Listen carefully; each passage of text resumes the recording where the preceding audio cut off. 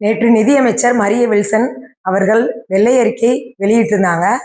அதுல ஒருத்தர் மேல 1,28,000 கடன் பங்கு தொகை இருக்கு அப்படின்ற மாதிரி சொல்லியிருக்காங்க. 13 லட்சம் கோடி கடன் வாங்கியிருக்காங்க. ரூபாய் 10 லட்சம் கோடி நேரடி கடன். தமிழ்நாட்டுடைய கடந்த 5 ஆண்டுல இவ்வளவு லட்சம் கடனா? கடந்த 2021 வரைக்கும் தமிழ்நாட்டுடைய கடன் 5 லட்சம் கோடியா இருந்தது. ஆனா கடந்த 5 ஆண்டுகள்ல அது 10 லட்சம் கோடியா மாறி இருக்கு அப்படின்னு தெரிவிச்சிருக்காங்க. வருவாய் பற்றாக்குறை வரலாற்றிலே இல்லாத அளவுக்கு உச்சத்தை தொட்டு இருக்கு அப்படின்னு தெரிவிச்சிருக்காங்க. இதுல தனிநபர் கடன் அப்படின்னு பார்த்தா 1,28,934 ரூபாய் அப்படின்னு நான் ஏற்கனவே ஒரு வீடியோ போட்டிருந்தேன். அதிலே ஒரு 20 வருஷமாவே 5 லட்சம் கோடி இருந்துச்சு. இந்த 2021 இருந்து 2025க்குள்ள 5 லட்சம் கோடி கடன் வாங்கியிருக்காங்க அப்படின்னு ஏற்கனவே ஒரு வீடியோ போட்டிருந்தேன். அதே மாதிரி இப்ப இன்னைக்கு அந்த வெள்ளை அறிக்கையிலே சொல்லியிருக்காங்க. மக்கள் தெளிவாதான் அந்த தடவை ஓட்டு போட்டிருக்காங்க. எல்லாரும் சினிமா முகத்துல ஓட்டு போட்டோம் அப்படின்னு சொல்றீங்களே, இந்த வெள்ளை அறிக்கையை பார்த்துமா நீங்க இந்த வார்த்தை சொல்றீங்க, சினிமா முகத்துல ஓட்டு போட்டோம்னு? ஒரு மாற்றம் வேண்டும். கொள்ளையடிக்கிற கூட்டம் கொள்ளையடிச்சுக்கிட்டு தான் இருந்துச்சு. ஏழை மக்களவோ கஷ்டப்படுற மக்களோ யாரையுமே அவங்க பார்க்கவே கிடையாது. இதுவரைக்கும் மாநில அரசுல இருந்து வாங்கின 4000 கோடிக்கு கணக்காட்டல, வெறும் 90 கோடி கணக்காட்டிட்டு உட்காந்துருக்காங்க. மாநில அரசுல இருந்து 4000 கோடி அமௌண்ட் கொடுத்தாங்க மழைநீர் வடிகால் வாரியத்துக்கு மக்களுக்கு அமைக்க சொல்லி. அதுக்கு 90 கோடி கணக்காட்டிட்டு மீதி அமௌண்ட் இன்னைக்கு வரைக்கும் கணக்காட்டல. இதுல ஒரு நாளைக்கு மக்களோட வரிப்பணம் அரசாங்கத்துக்கு போய் சேர்றது தமிழக அரசு மட்டும் 660 கோடின்னு சொல்லியிருக்கேன் ஒரு நாள். இதுல மாநில அரசுல இருந்து வர்ற வரிப்பணம் தனி. மேக்சிமம் 2 கலந்து பார்த்தா ஒரு நாளைக்கு 1000 கோடி மக்களோட வரிப்பணம் அரசாங்கத்துக்கு போகுது. இத்தனை காசை வச்சுக்கிட்டு பத்தாவதுக்கு வெளியில 5 லட்சம் கோடி இன்னைக்கு கடன் வாங்கி வச்சிருக்காங்க. அப்ப இதுல இருந்து மக்களை முட்டாள்தனமா முட்டாளாவே வச்சுக்கிட்டு உட்காந்துருக்காங்க. இப்ப இத்தனை லட்சம் கோடிக்கு மாநில அரசுல இருந்து வாங்கின 4000 கோடிக்கே பதில் சொல்லாதவங்க இத்தனை லட்சம் கோடிக்கு எப்படி பதில் சொல்லுவாங்க? அதை கேட்க போனா முன்னாடி இருந்த அமைச்சர்கள் எல்லாம் ஒண்ணு ஹார்ட் டிஸ்க திருடிட்டு போறாங்க, இல்ல எங்க மேல கேஸ் போடக்கூடாதுன்னு சொல்றாங்க. இந்த மாதிரி ஏகப்பட்ட பிரச்சனைகள் இது பண்றாங்க.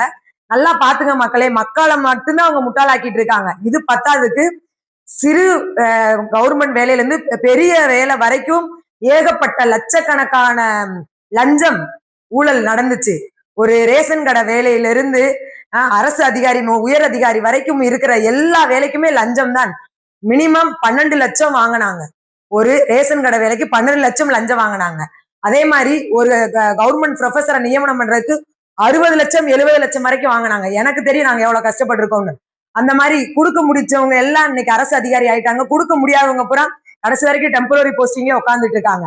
அப்ப அவங்க எல்லாருமே அவங்களோட சுயநலத்தை மட்டும்தான் பார்த்தாங்க, அவங்க குடும்பம் வாழ்றதை மட்டும்தான் பார்த்தாங்க. மக்கள், ஏழை மக்கள் அவங்க கடுக மட்டும் கூட பார்க்கல. எத்தனை ஏழை குடும்பம் இன்னைக்கும் அறிவா படிச்சுட்டு திறமையான பசங்களுக்கு வேலை இல்லாம கஷ்டப்பட்டுட்டு இருந்தாங்க. அவங்களோட வாழ்வாதாரத்தை அந்த பணத்தை வச்சிருந்தா அவர் உயர்த்திருந்தா கூட பரவாயில்ல. எந்த ஏழை மக்களையும் மதிக்கிறது கிடையாது. இந்த ஒரு விரல் ஓட்டுக்கு மட்டும்தான் அவர் ஸ்டாலின் சார் அவருக்கு நம்ம கண்ணு தெரிஞ்சிருக்கோம். எத்தனையோ ஏழை குடும்பங்கள் மனு கொடுக்க போனப்ப கூட அவர் தள்ளி விட்டுட்டு போயிட்டு இருந்தாரு. அப்ப எங்க அவர் மக்களை மதிச்சாரு? நல்லா சிந்தித்து பாருங்க. இந்த வெள்ளை அறிக்கை வந்ததுக்கு அப்புறம் கூட டிஎம்கே காரவங்க ஆச்சா ஊச்சான்னு கத்திட்டு தெரிவிங்க. நல்லா தெரிஞ்சுங்க. உங்களுக்குமே 200 ரூபாயை கொடுத்துட்டு கண் துடைப்ப காட்டிட்டு, ஏன்னா அவங்க பல கோடி மதிப்புள்ள காசுகளை கொள்ளையடிச்சு அவங்க குடும்பத்துக்கு சொத்து சேர்த்து வச்சுட்டு போயிட்டாங்க. இப்பயும் நீங்க டிஎம்கே தான் பெருசுன்னு சொல்லி முட்டு கொடுத்துக்கிட்டு தெரிஞ்சீங்களா? நம்மள மாதிரி முட்டாள்கள் யாருமே இருக்க முடியாது. கொஞ்சமாவது அறிவோட யூஸ் பண்ணுங்க. டிவி காட்சி எதுக்காக வந்திருக்கு? மக்களுக்கு நல்லது செய்யக்காக தான் வந்திருக்கு. இந்த ஒரு மாசத்திலே எவ்வளவு ஒரு நேர்மையான ஆட்சி கொடுக்க முடியுமோ அவ்வளவு ஒரு நேர்மையான ஆட்சி கொடுத்துக்கிட்டு இருக்காங்க. அவங்கவுங்க அமைச்சர் பதவியில உட்கார்ந்தவங்க சும்மா இல்லாம அவங்களுக்கு கொடுத்த வேலையை போய் பார்த்துக்கிட்டு இருக்காங்க. தயவுசெய்து சொல்றேன், இந்த டிஎம்கேக்கு சப்போர்ட் பண்ணிட்டு வர உறவுகள் எல்லாரும் கொஞ்சம் சிந்திச்சு யோசிச்சு பாருங்க. மக்களுக்காக செய்யறோம்னு சொல்லிட்டு தன்னோட குடும்பத்தை மட்டும்தான் அவர் உயர்த்தி கொண்டு இருக்கிறாரு. தன்னோட சுத்தி இருக்கவங்க எம்எல்ஏக்களையும் அமைச்சர்கள் மட்டும்தான் கோடிக்கணக்கான பணங்களை ஊழல் பண்ணி லஞ்சம் வாங்கி இன்னைக்கு ஒரு அமைச்சரா உட்கார்ந்து இருந்தாங்களோ யாருமே மக்களுக்கு நல்லது செய்யற நோக்கத்துல போன ஆட்சியில செயல்படல. அதுல இருக்கு இந்த ஒரு வெள்ளை அறிக்கையில இருந்து தெளிவா தெரியுது. அதனால இனிமேலும் மக்கள் கொஞ்சமாவது விழித்தெழுங்கள்.